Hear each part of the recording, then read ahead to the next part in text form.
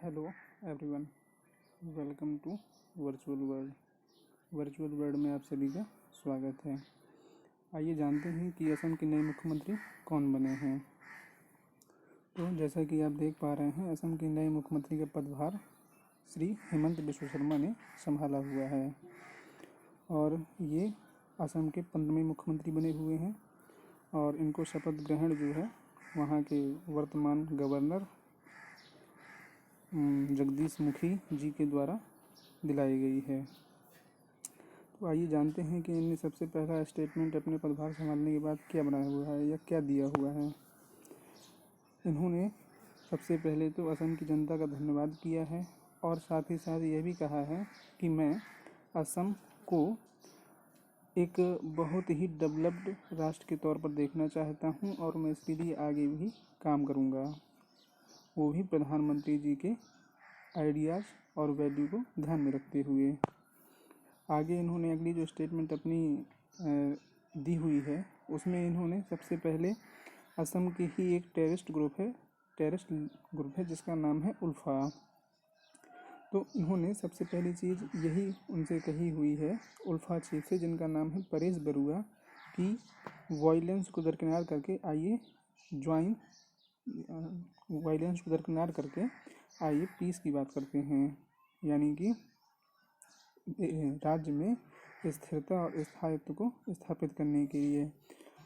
Actually जो परेश बरुआ हैं ये उल्फा ग्रुप के वर्तमान चीफ हैं और ये उल्फा ग्रुप जो है कब बना हुआ था, क्या है, इसके बारे में हम लोग आगे बात करेंगे।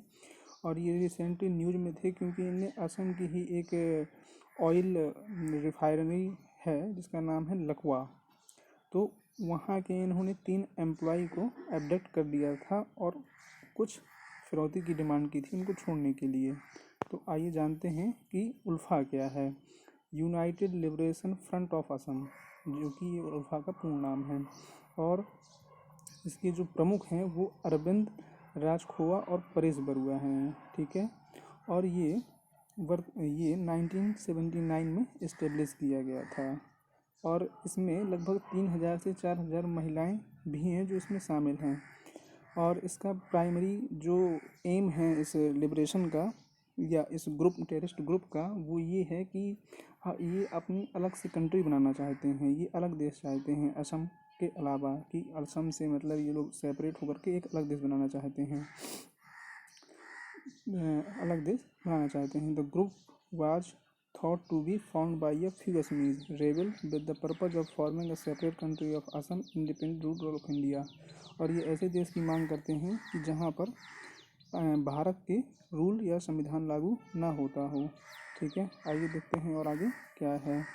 हाल ही की न्यूज़ है, सन 2020 में जब भारत अपना 71st रिपब्लिक डे सेलिब्रेट कर रहा था, तब इनके द्वारा असम में कॉन्टीन्यूअस 3 ब्लास्ट किए गए जिसमें काफ़ी लोगों को हानि भी हुई थी।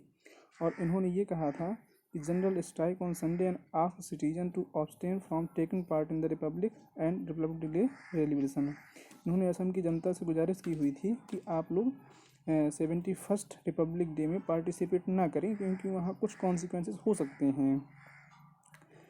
तो जिस वजह से बाद में फिर असम सरकार ने इनको बैन कर दिया था। Thanks for watching.